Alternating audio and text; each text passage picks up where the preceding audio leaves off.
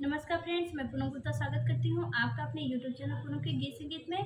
बहुत ही प्यारा सा ये शिव भजन है, आप ज़रूर सुनिए और कमेंट में हमें ज़रूर बताइए कि आपको हमारा ये गीत कैसा लगा।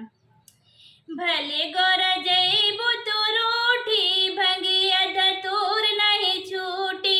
भले गोरा जईबू तू रूठी, भंगिया धतूर नहीं छूटी। भांग नहीं छूटी, धतूर नहीं छूटी।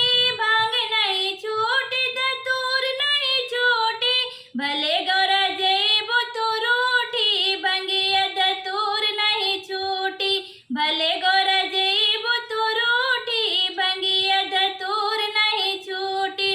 ना चाही मिसरी, ना चाही मलाई, ना चाही मिसरी, ना चाही मलाई। अरे गांजा पियल नहीं छूटी, भंगिया धतूर नहीं छूटी। गांजा पियल नहीं छूटी, भंगिया धतूर नहीं छूटी।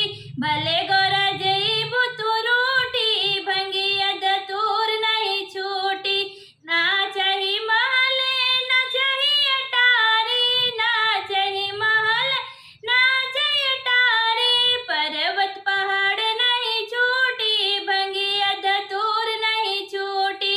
पर्वत पहाड़ नहीं छूटी, भंगिया धतूर नहीं छूटी। भले गोरा जईबू तू रूठी, भंगिया धतूर नहीं छूटी। ना चाही धोती, ना चाही कुर्ता, ना चाही धोती, ना चाही कुर्ता। अरे मेरे गग छाला नहीं छूटी, भले गोरा जईबू तू रूठी। मेरे गग के छाला नहीं छूटी, भंगिया धतूर नहीं छूटी।